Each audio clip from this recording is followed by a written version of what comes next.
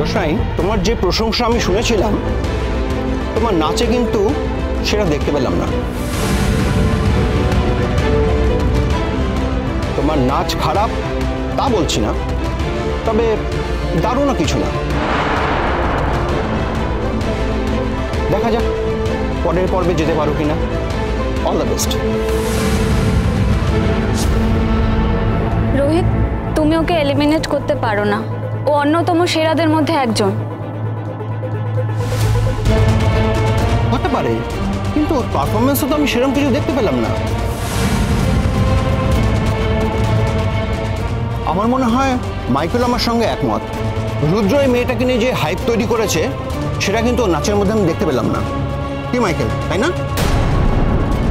আমার মনে হয় ওর মধ্যে বিশেষ কোনো ট্যালেন্টই নেই।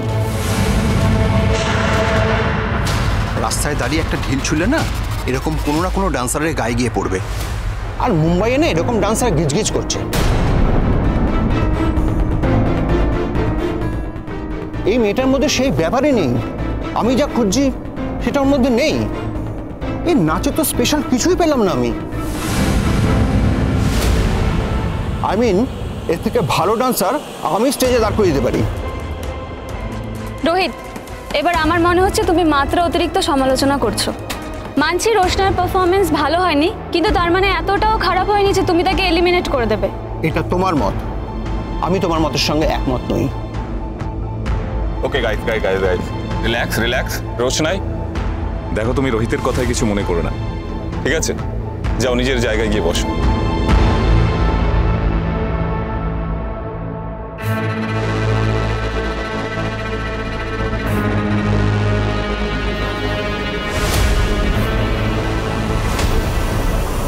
রোশনাই, তোমার কস্টিউমে কোনো প্রবলেম হয়েছিল?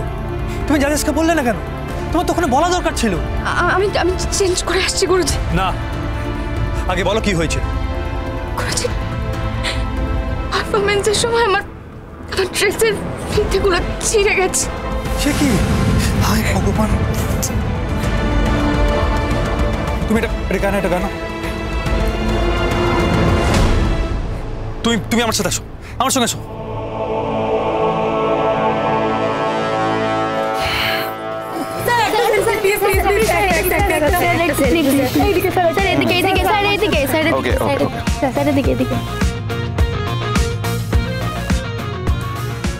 সেই লাগছে। কেমন আছিস ভাই? তুই কেমন আছিস মাইকেল?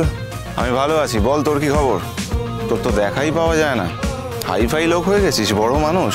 এবার তো মনে হচ্ছে তোর সাথে দেখা করতে আমাকে অ্যাপয়েন্টমেন্ট নিতে হবে। যা খুশি আওয়াজ দিচ্ছিস ভাই। শোন, তোর জন্য না আমাদের মানে জাজেদের তরফ থেকে না একটা অফার আছে। এই অফার? না না না, বিশ্বাস কর মাইকেল, আমি শুধুমাত্র তোর সাথে দেখা করতে এসেছি। তুই বলতে পারতিস এসব অফার টফারের ব্যাপার আছে, তাহলে আমি একটু রেডি হয়ে আসতাম, সেজে গুজে আসতাম। এই বাজে কথা থামা তো। তুই হচ্ছিস দ্য আদিত্য কাপুর, ঠিক আছে? তোর সাজা টাজা লাগে না। শোন, উইনারটা না তোকে অ্যানাউন্স করতে হবে ভাই, ঠিক আছে?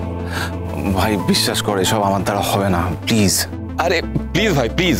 আর তুই টাকা পয়সা নিয়ে চিন্তা করিস না, প্রডিউসার আছে তো।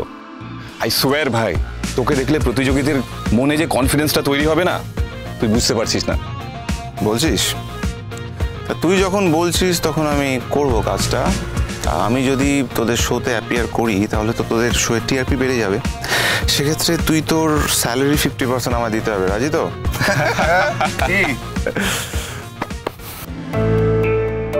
আজ কিছু পারফরমেন্স দারুণ ছিল, কিছু নয়। ফলাফল জানাবেন আমাদের জাজেসরা, কিন্তু এখন সময় একটা ছোট্ট বিরতির। বিরতি থেকে ফিরে এসে জানবো আমরা জাজেসদের মতামত। সঙ্গে থাকুন।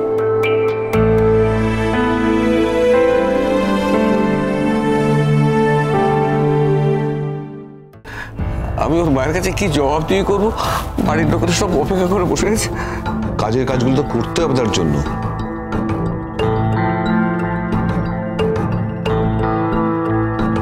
আমার বোন। আচ্ছা,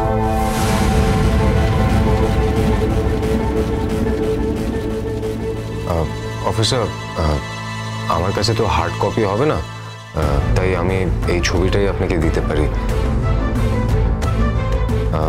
আপনি যদি এখান থেকে প্রিন্ট করে দিতে পারেন তাহলে খুব সুবিধা হয়, না হলে আমাকে আবার বাড়ি গিয়ে ছবিটা নিয়ে আসতে হবে। সেটা কি সম্ভব? নিশ্চয়ই সম্ভব। মিস্টার মিত্র, ওনার ফোন থেকে একটা ছবি আপনার ফোনে ট্রান্সফার করুন, ঠিক আছে? ওটা প্রিন্ট আউট করে নিয়ে আসুন। আমাকে দেন।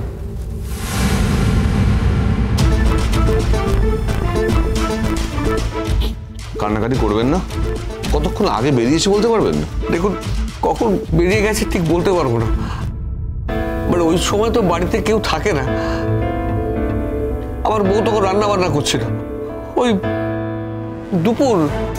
দুপুরের দিকেই হবে। তাও তো বেশ অনেকক্ষণ হয়ে গেল। হ্যাঁ, প্রায় 3-4 ঘন্টা তো হয়ে গেছে। 3-4 ঘন্টা হাঁটার ক্ষমতা আমার মেয়ের নেই। অফিসার, বলছিলাম যে আপনারা খুব মেথডিক্যালি কাজটা করবেন, তাই তো? মানে আপনি বুঝতেই তো পারছেন না, খুব আশা নিয়ে আপনার কাছে এসেছি আমরা। একটা কাজ করুন, ওনার কাছে গিয়ে ডায়েরিটা করুন, মেয়েটির নাম দেবেন, আপনাদের বাড়ির ঠিকানাটাও দেবেন, ঠিক আছে? আচ্ছা প্লিজ। ঠিক আছে, আমি দিয়ে দিচ্ছি। জেঠুমনি, আমি সব দিয়ে দিচ্ছি। প্লিজ আপনি বসুন।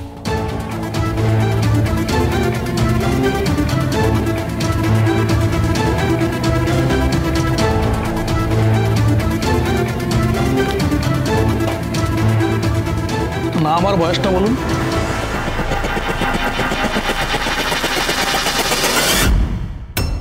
এখন সময় ফলাফল জানার, কিন্তু তার আগে আপনাদের সকলের জন্য আছে একটা দারুণ সারপ্রাইজ।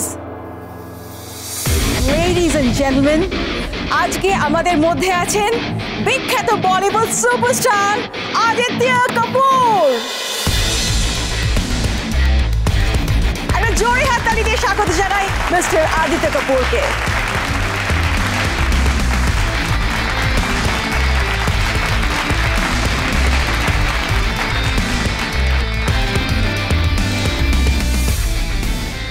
ওয়েলকাম মিস্টার কাপুর, স্বাগত জানাই আপনাকে।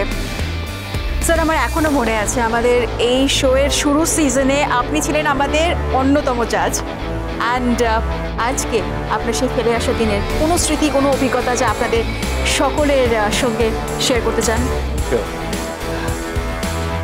ওয়েল, সেটা অনেক বছর আগেকার কথা, আমার ক্যারিয়ারের একদম শুরুর দিকে। আমি বলতে পারি যে এই শোতে আমি না আসলে আমি ইন্ডাস্ট্রির নিয়ম কানুন অনেক কিছু শিখতে পারতাম না। ইনফ্যাক্ট আমি আজকে যে পজিশনে আছি হয়তো সেই পজিশনে পৌঁছতেই পারতাম না। Thank you so much. আর পরিশ্রম করা, বিনয়ী থাকা, এই সবই আমি এই শোয়ের মাধ্যমে শিখেছি।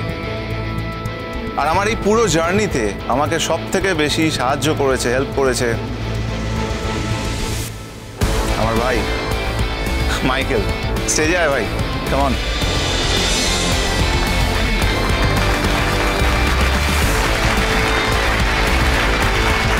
ওয়েলকাম।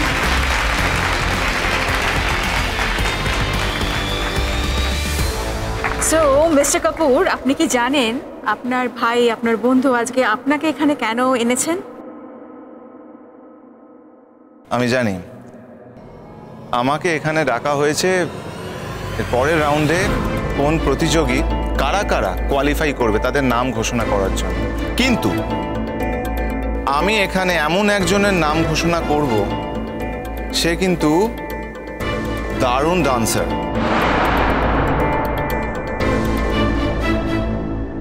একজন প্রতিভাবান গুণী শিল্পী।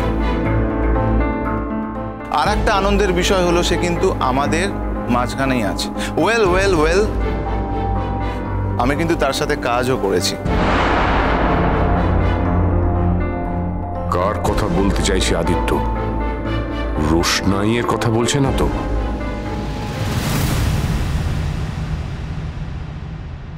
আমি এই রেজাল্টের সাথে একমত নই। কেন? হ্যাঁ, তোমার সুপারিশ করা ডান্সারের সিলেকশন হয়নি সেই জন্যে? রোস্টার কস্টিউমটাকেও কেটে দিয়েছিল, তাই নাচতে নাচতে ওর ড্রেসটা ছিঁড়ে যায় আর ওর নাচ খারাপ হয়।